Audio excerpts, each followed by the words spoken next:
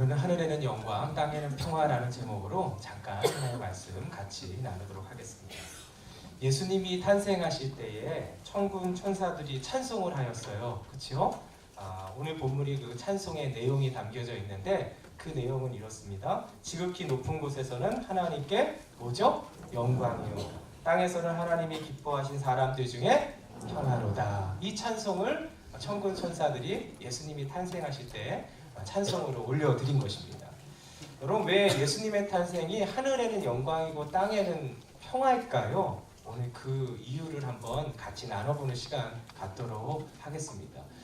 첫 번째로 하늘에는 영광인데요. 하늘에는 영광이라는 뜻은 하나님께 영광이 된다는 것입니다. 예수님의 탄생이 하나님께 영광이라는 것입니다. 여러분, 왜 예수님의 탄생이 하나님께 영광이 될까요? 하나님은 하나님의 형상으로 지음받은 우리 인간들과 함께 영원토록 함께 거하시려고 하셨어요. 그런데 아담이 죄를 짓는 것으로 인해서 인간은 하나님을 떠나게 된 것이죠. 죄로 말미암아. 그래서 하나님과 함께 거할 수 없는 그러한 상황이 되어진 것입니다. 아담의 허리에서 나오는 모든 인류들은 하나님의 형상으로 지음받았음에도 불구하고 하나님과 함께하지 못하고 하나님을 떠나는 그러한 상태가 된 것입니다. 그래서 하나님은 어떤 마음이 있냐면 그 떠나 있는 백성들이 다시금 돌아오기를 원하시는 거예요. 돌아오기를 원하시는데 돌아오려면 회개해야 되거든요. 회개하고 돌아오길 원하는데 그것이 이루어지지 않는 거예요.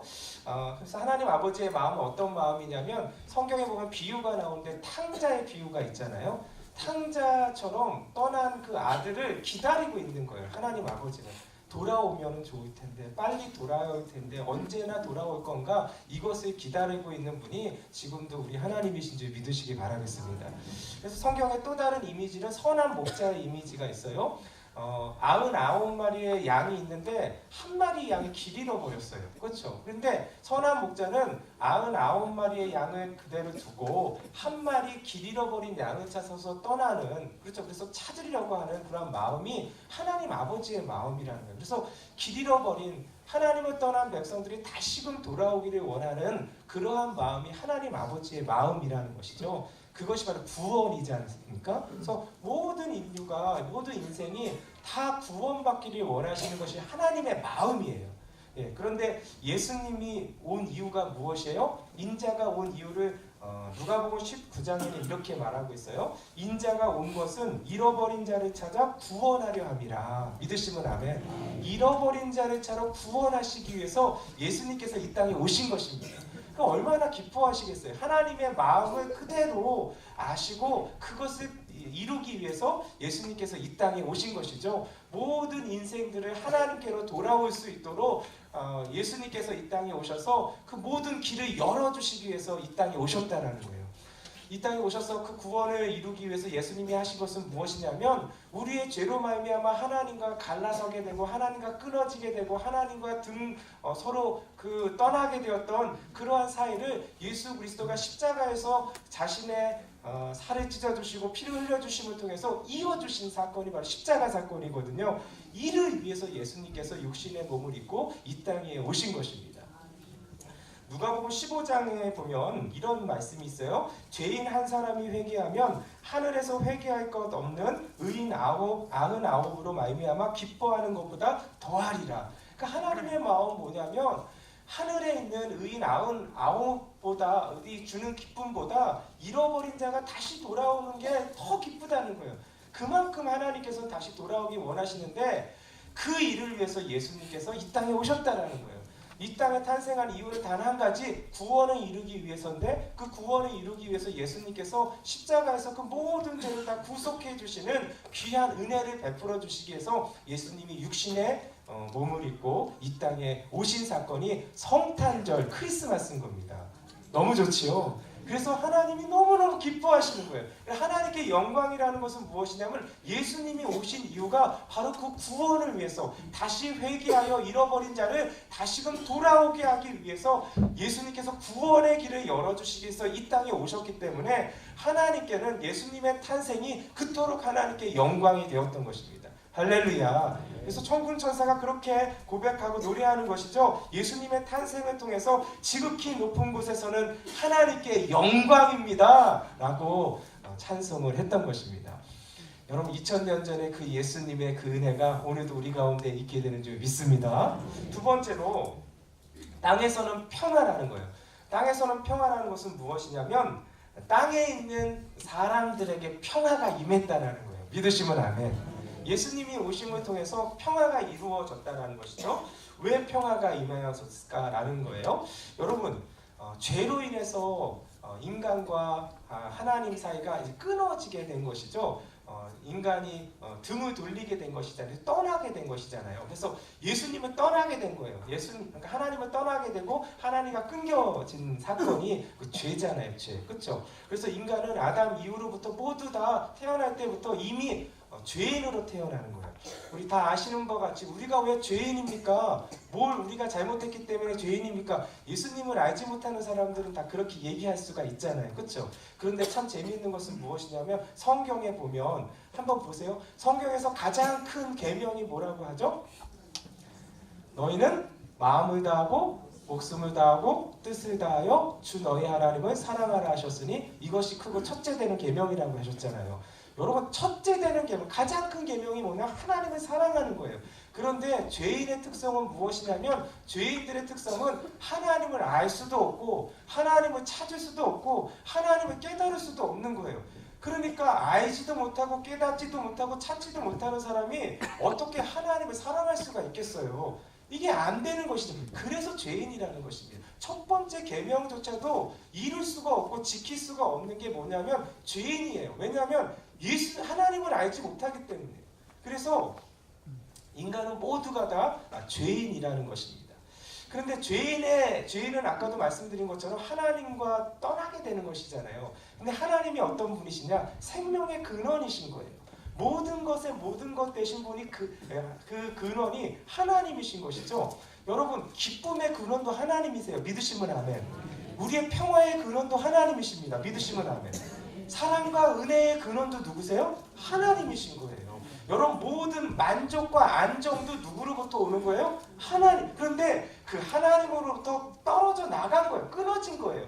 그러니까 여러분 인생 가운데서는요. 도무지 우리 인생 속에서는 하나님을 알지 못하고 하나님 안에 거하지 못하면 어떠한 인생이 되냐면 아무리 수고하고 노력해도 여러분 참된 만족이라는 게 일어날 수가 없어요.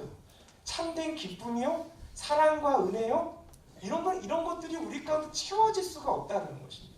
그래서 어떤 신학자가 이런 말을 했는데 참 그 마음이 와닿는 말이에요.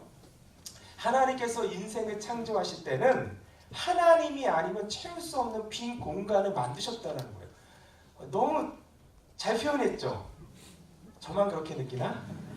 너무 잘 표현한 거예요. 하나님이 아니면 채울 수 없는 빈 공간이 다 있다는 거예요. 그래서 하나님을 알지 못하면 하나님이 우리 안에 들어오시지 않는다면 인생 가운데서는 아무리 뭔가를 이루온다 할지라도 무엇을 가진다 할지라도 이게 채워지지 않는 공허함이 다 있는 거죠. 비어 있는 거예요. 텅 빈 공간이 인생 가운데 다 있는 거예요. 그래서 예수 없는 자에게는 무엇이 없냐? 만족이라는 게 없습니다.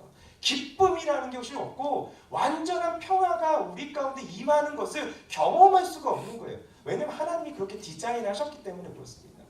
그래서 이 하나님과의 관계가 회복되지 아니하면 인생은 참된 평화를 누릴 수도 없고 생명도 누릴 수가 없는 거예요. 그래서 하나님과 생명의 근원이신 하나님과 떨어져 있기 때문에 성경은 어떻게 말하냐면 죄의 싹은 마지막은 사망이라 말하는 거예요.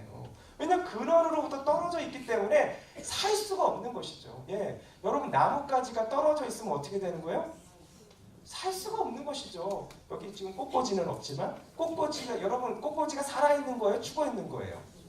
예, 펴 있지만은 아름다운 모습이라 할지라도 이미 뿌리에서 잘라져 나갔기 때문에 죽어있는 것이죠. 산 것이 아닙니다. 인생이 마찬가지예요. 하나님을 알지 못하면 생명의 근원에서 떨어져 있기 때문에 살았다고 하지만 산 게 아니라는 것이죠. 인생의 근원이신 생명의 근원이신 모든 것의 모든 것 대신 하나님께 들어와야지만 그분을 붙들어야지만 그 인생이 다시금 살아나게 되고 참된 기쁨과 평화와 만족을 누리게 되는 줄 믿으시기 바라겠습니다. 그래서 예수님이 오셨다라는 거예요.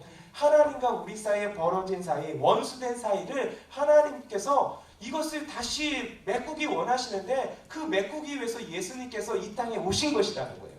그래서 예수님께서 우리를 위해서 우리가 달려야 될 죄의 대가가 무엇이냐면 십자가거든요. 죽음이거든요. 죄의 삭시 사망은 죄의 삭시 사망이잖아요. 그 사망에서 죄로 말미암아 십자가에서 달려 죽어야 되는데 내가 달려야 될 그 십자가에 예수님께서 친히 자신의 살을 찢어주시고 피를 흘려주심을 통해서 그 구원을 이루어 주신 거예요. 할렐루야.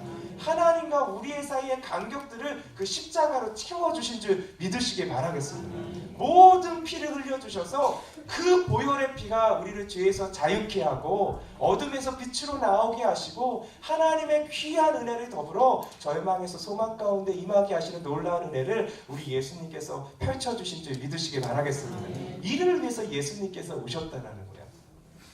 하나님은 우리를 인생을 보실 때 딱 두 가지의 색으로 보신다고 해요. 예를 들면 하나는 무엇이냐면 검은색, 그리고 또 하나는 뭐가 있을까요?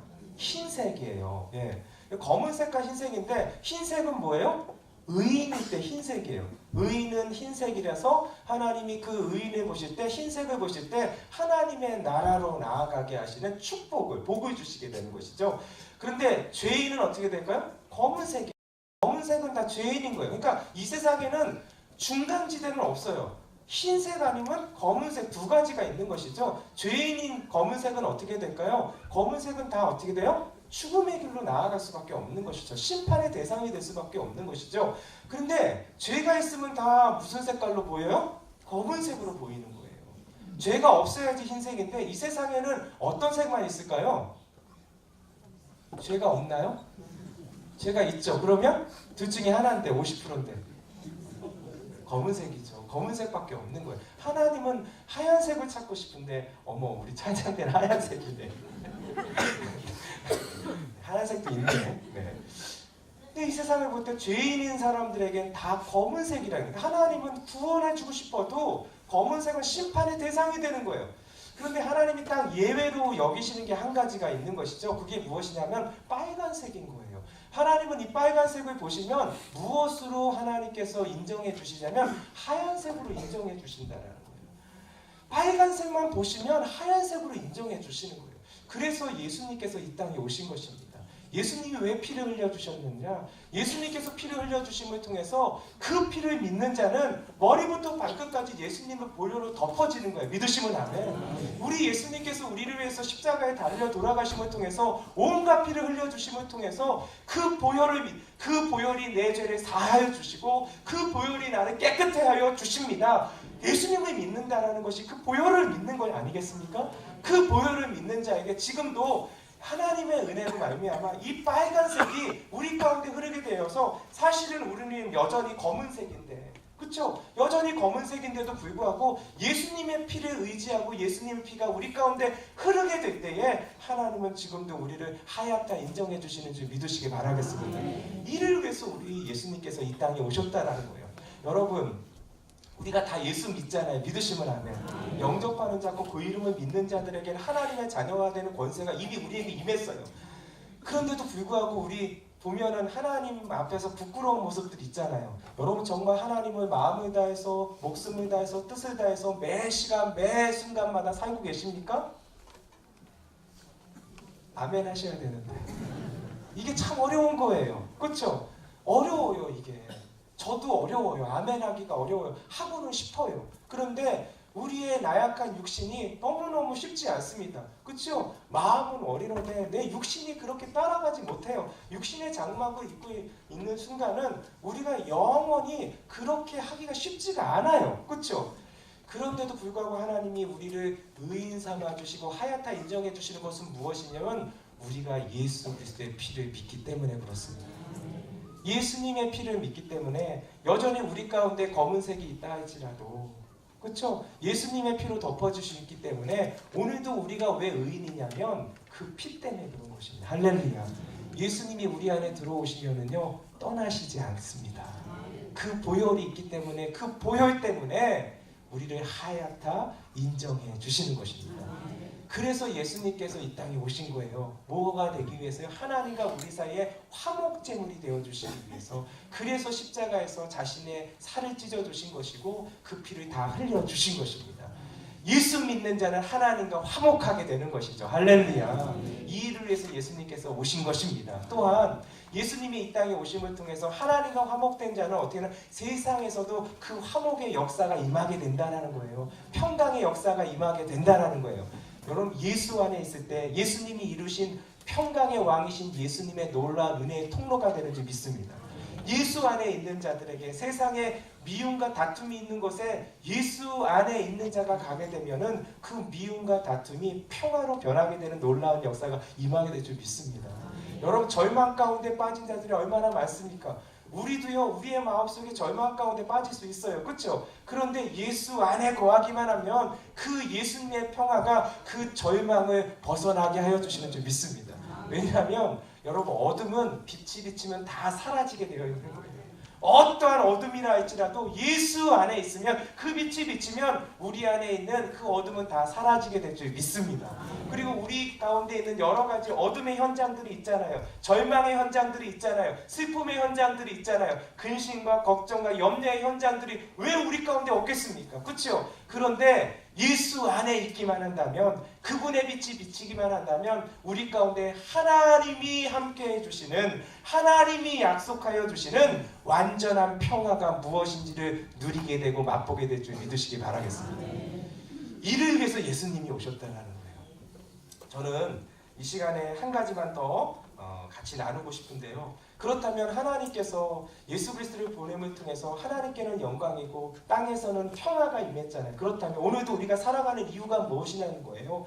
오늘도 예수님을 믿고 예수 안에 거한다면 저는 믿는 것은 무엇이냐면 우리가 그 평화의 통로가 될 줄 믿으시기 바라겠습니다. 예수 안에 있잖아요. 믿으시면 아멘. 우리 안에 예수 그리스도가 계시면 앉아 계세요. 아, 다 앉아 계시구나. 할렐루야. 예수님을 믿는 자들은 그 안에 예수님이 계시는 거예요. 여러분 이 겨울이 됐잖아요. 겨울이 됐는데 제가 요즘 이렇게 보면은 왜 오시죠? 겨울이 아닌가? 네, 겨울이 됐는데 이 도로 가면은 이 나무들이 많잖아요. 나무들 보니까 제가 보면서 느낀 게 뭐냐면 항상에 가지만 남았어. 예, 그렇죠?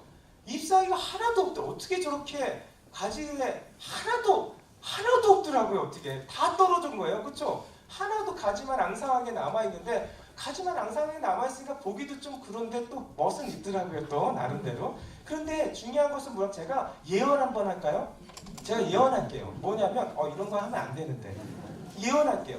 내년 봄이 되면요 새싹이 오를 거예요. 네. 그리고 여름이 되면요 그 잎사귀가 무성해갖고 그늘을 만들 거예요. 예, 아멘은 안 하셔도 되고, 예, 반드시 확신합니다. 예, 왜냐면 제가 여기 살아봐서 알거든요. 예, 반드시 그렇게 될 거예요. 여러분 이게 굉장히 중요해요. 여러분 나무에 붙어 있기만 하면 되는 거예요. 가지가 앙상한 가지라 할지라도 나무에 붙어 있으면 지금은 아무렇지도 않고 지금 무슨 잎사귀조차 흔적도 없지만. 때가 되면 정한 때가 되면 새싹이 나오게 되어 있고 그 잎사귀가 나오게 돼서 우리의 그늘이 되어지는 놀라운 은혜의 시간이 반드시 오게 될 것이라는 것이죠. 우리 예수님 믿으시잖아요. 믿으시면 아멘. 네, 주님이 우리의 나무이십니다. 그렇죠? 주님이 우리의 포도나무라고 하셨잖아요. 그렇죠?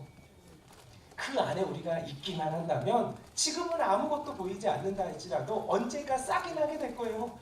언제나 잎사귀가 무성하게 될 날이 반드시 올 것입니다. 예수 안에 있는 자에게 그 평화의 통로로서의 역할들을 감당하게 된 놀라운 은혜가 임하게 될 줄 믿으시길 바라겠습니다.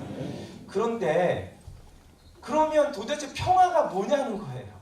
우리가 이렇게 머릿속으로만 있는데 가슴속엔 있는데 도대체 평화의 통로가 된다는 게 무엇일까? 여러분 평화의 통로가 된다는 것은 무엇이냐면 오늘 우리가 예수님을 찬송하고 예수님의 탄생을 감사한다는 것이 바로 그러한 삶을 살아간다는 것 똑같거든요. 예수님 오셔서 감사하면 그걸로 떠나면은 성탄절의 의미가 없는 것이죠. 예수님이 오신 이유가 땅에서는 평화라고 한다면, 그리고 하나님께 영광이라 한다면 우리의 삶도 그 예수님의 삶이 되어서 평화의 통로가 돼야 되는데, 그렇다면 구체적으로 어떻게 살아야 돼야지 그러한 삶을 살아갈 것인가 하는 건데, 제가 이를 위해서 고민을 좀 많이 해봤어요. 평화가 뭘까? 그래서 책을 좀 찾아봤는데 어린이 동화책을 좀 찾아봤어요. 어린이들이 우리보다 더 순수하잖아요.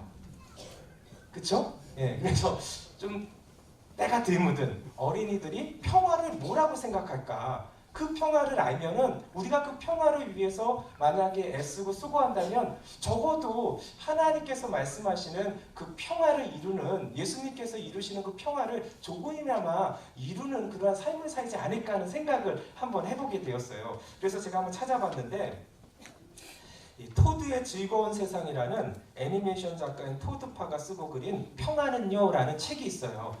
좋은 책입니다. 이 평화는요라는 그림책인데요. 저는 이제 그림책이 참 좋아요. 짧기도 하고 메시지가 참 잘 들어오거든요. 이 그림책에 이러한 이야기를 나누고 있어요. 어린이들이 생각하는 평화가 무엇인지를 소개하고 있는데 몇 가지를 제가 한번 말씀해 드려볼게요. 평화는요, 새로운 친구가 점점 많아지는 거예요. 평화는요, 잘못했을 때 미안하다고 사과하는 거예요. 평화는요, 이웃을 도와주는 거예요. 평화는요, 내가 꼭 안아줄게 라고 말하는 거예요. 평화는요, 누군가를 따뜻하게 해주는 거예요. 참 마음에 와닿죠. 그냥 머릿속으로 있는 게 아니라 평화를 구체적으로 그림 그릴 수가 있는 것 같아요. 정말 예수 안에 있다면 우리가 무엇을 해야 될지를 우리에게 잘 안내해주고 있는 것 같아요. 첫 번째로 보면요, 평화는 뭐냐면 새로운 친구가 점점 많이 생기는 거라는 거예요. 여러분 예수님 한번 생각해 보세요. 예수님 앞에서는요 친구들이 참 많았어요. 친구들이 많다는 건 뭐냐면 많은 사람들이 찾아왔다라는 거예요. 예, 어떤 사람들이 찾아왔어요? 어르신들도 찾아오고 나이 많으신 분도 찾아오고 어린이들도 찾아오고 누구든 찾아왔는데 거부하지 않고 거절하지 않았어요. 예수님은. 그렇죠? 그리고 직업이 무엇이든지 다 받아주셨어요. 그렇죠? 가난한 자든지 부자든지 상관없었어요. 남자건 여자건 상관없었어요. 그렇죠? 죄가 있든 없든 그거와 상관없었어요. 무조건 찾아오는 자를 무조건 맞이해 주셨어요. 그리고 예수님은 찾아오는 사람만 맞이해 주신 게 아니에요. 예수님이 친히 찾아가 주셨기도 했어요. 이게 무엇이냐면 친구가 되어주셨다라는 것이죠. 예수님은 늘 친구가 되어주셨어요. 그 사람이 누구냐고 상관없이 친구가 되어주셨다라는 것이죠. 여러분 오늘도 우리가 정말 예수님의 평화의 통로가 되기를 원하신다면 내가 친구 되었으면 좋겠습니다. 옆에 있는 분들하고 친구가 되어주시고 누구든 친구가 되어주셨으면 좋겠어요. 예수님처럼 친구가 되어주실 수만 있다면 우리는 예수님께서 이 땅에 오신 평화의 놀라운 역사를 이루는 하나님의 통로가 될 줄 믿으시기 바랍니다. 두 번째로 잘못했다고 사과하는 거래요. 잘못했을 때 미안하다고 사과하는 거. 이게 참 어렵네요. 그죠? 잘못했을 때 그냥 미안하다고 얘기하면 되는데 이게 어려운 거예요. 그런데 정말 용기 있는 사람은 무엇이냐면 잘못했음에도 알고 있음에도 불구하고 끝까지 고작 피우는 사람이 그런 사람이 용기 있는 것이 아니라 알았을 때 겸손하게 가서 미안하다고 얘기할 수 있고 고백할 수 있는 자가 정말 평화의 사도가 되는 줄 믿으시기 바라겠습니다. 그래서 사실은 네 가지만 기억하면 돼요. 우리 가운데 사실은 이것만 네 가지만 우리의 마음 가운데 늘 머물고 있으면 우리의 인생 가운데, 우리의 가정 가운데, 우리의 그 삶의 터전 가운데 하나님의 평화를 맛볼 수 있을 것 같아요. 네 가지가 뭐냐면 저를 따라서 한번 해보겠어요. 괜, 고, 사. 미견고사예요. 미견고사. 미안합니다. 저를 따라서 미안합니다. 괜찮습니다. 고맙습니다. 감사합니다. 한 번 더 해볼까요? 시작. 미안합니다. 괜찮습니다. 고맙습니다. 감사합니다. 미견고사. 예. 그래서 이 네 가지만 기억하고 네 가지만 우리 가운데 막 찌르면은 막 이게 나오는 거예요. 미안합니다. 괜찮습니다. 감사합니다. 고맙습니다. 예. 한번 옆에 있는 사람 찔릴 수 있는 사람들 찔러보세요. 네, 나오나 이게 나와야 된다는 거예요. 미안합니다. 괜찮습니다. 고맙습니다. 감사합니다. 상황에 따라서 해야죠. 미안할 때 감사합니다 이러면 안 되고 미안한 일이 있을 때 미안합니다. 고마운 일이 있을 때는 고맙습니다. 감사한 일이 있을 때는 감사합니다. 뭐 좀 이렇게 내가 피해를 입었어도 괜찮습니다. 이렇게 말할 수만 있다면 우리의 삶 가운데 평화의 놀라운 은혜가 임하게 될 것입니다. 어린이들을 말하는 네 번째를 보니까 세 번째죠. 세 번째, 이웃을 도와주는 거예요. 아, 이게 뭐 이렇게 참 이렇게 마음에 와닿는 것이 이웃을. 근데 이웃이 저 멀리 있는 게 아니에요. 가장 가까운 이웃이 누구예요? 나와 같이 살고 있는 사람이 이웃인 거예요. 내 배우자가 이웃이고, 내 자녀가 이웃이고, 내 부모가 이웃이고, 내 형제 자매가 이웃인 거예요. 그리고 내 앞집에 있는 사람이 이웃이고, 내 옆집에 있는 사람이 이웃이고, 우리 뭐 다락방 공동체가 이웃이고, 교회 같이 사역하시는 분들이 이웃이고. 할렐루야. 그럼 옆에 있는 분들 한번 누가 계신지 한번 보세요. 한번 옆에. 그리고 뒤에도 한번 보시고. 이분들이 이웃이라는 거예요. 이분들이. 이웃을 도와주셨으면 좋겠습니다. 네 번째로 보니까 내가 꼭 안아줄게 하고 말하는 거예요. 어제 그 주일이죠. 아닌가? 그저께네. 죄송합니다. 저는 주일밖에 생각이 안 나요. 예, 주일 지나면 또 주일이에요. 예, 주일날 오후 예배 때 우리 주일학교 발표회를 했잖아요. 발표를 했는데 어린 그 유치부 아이들이 너무 그냥 보기만 해도 이쁘잖아요. 근데 그 이쁜 아이들이 그냥 이렇게 귀한 또 발표회를 한 거잖아요. 여러 이제 부서들이 했는데 특별히 이제 그 유치부가 이렇게 하고 이제 옷을 갈아입으러 딱 갈 때 이렇게 그 뒤에서 어떤 이렇게 권사님이 이제 그 손녀딸인 것 같아요. 너무 이쁘니까 그냥 아이고 하면서 그냥 안아주는데 그 안아줌이에요, 안아줌. 그 사랑이 다 너무 귀해갖고 그냥 안아주고 이뻐서 안아주고 막 하는 여러분 우리가 그렇게 안아줄 수만 있으면 이 땅에요. 여러분 다툼이나 미움이 있을 수가 없어요.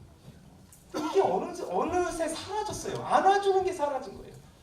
안아줄 수 있는 마음이 우리 가운데 있다면 평화의 통로로서의 역할들을 감당하는 게 충분히 우리 가운데 임하게 될 줄 믿습니다. 마지막, 누군가를 따뜻하게 해주는 거예요. 이게 마음이 와닿아요. 정말. 그렇죠? 누군가를 따뜻하게 해주는 거예요. 여러분 이솝우화 중에 바람과 햇님이라는 게 있어요. 제가 이게 동화를 좋아하거든요. 이 바람과 햇님이라는 게 있는데 바람이 햇님한테 와서 얘기하는 거예요. 누가 더 힘센 줄 알아? 내가 제일 힘세! 이러는 거예요. 그래서 아니야 내가 더 힘세 뭐 이러는데 서로 이렇게 하다가 바람이 내기를 해요. 그러면 저기 가는 나그네의 옷을 벗기는 자가 힘이 센 걸로 하자 이렇게 얘기하는 거예요. 그래 알았어 그랬더니 이 바람이 막 세차게 바람을 부는 거예요. 자 이제 금방 저 사람의 옷을 벗길 수 있을 거야 하면서 바람을 세차게 부니까 세차게 불수록 어떻게 되냐면 나그네는 어떻게 해요? 옷을 더 단단히 여미는 거예요. 예. 그러니까 옷이 벗겨지지 않고 오히려 더 단단히 여미는 것을 보게 돼요. 다 할 때도 지친 거예요. 이제는 안 되는 거예요. 햇님이 그럼 내가 해볼게 하는 거예요. 햇님이 어떻게 해요? 해를 쨍쨍 내리쬐니까 어떻게 해요? 너무 더우니까 어떻게 해요? 나그네가 옷을 벗은 거예요. 스스로. 예. 여러분 이 우화의 그 교훈이 뭐겠어요? 사람의 마음의 문을 여는 것은 힘이 아니라 온기라는 거예요. 온기. 따뜻함이 우리 가운데 전해지면은 스스로 마음의 문을 연다라는 것이죠. 여러분 우리가 그랬으면 좋겠어요. 그 따뜻함이 전해질 수 있는 주님의 통로만 될 수만 있다면 여러분 우리의 인생 가운데 평화는 임하게 되는 것이고 우리의 가정 가운데 평화가 임하는 것이고 나 때문에 우리의 삶의 터전 속에서 만나는 사람들에게 평화가 임하게 될 줄 믿습니다. 여러분 오늘 우리가 기억했으면 좋겠어요. 누구에게 우리가 따뜻한 마음을 전할 것인가? 누구에게 꼭 안아줄게 라고 말을 할 수 있을까? 누구에게 찾아가서 그 이웃을 도와줄까? 누구에게 미안하다고 말해야 될까? 누구를 친구 삼아야 할 것인가? 내가 누구에게 친구가 되어줘야 될 것인가?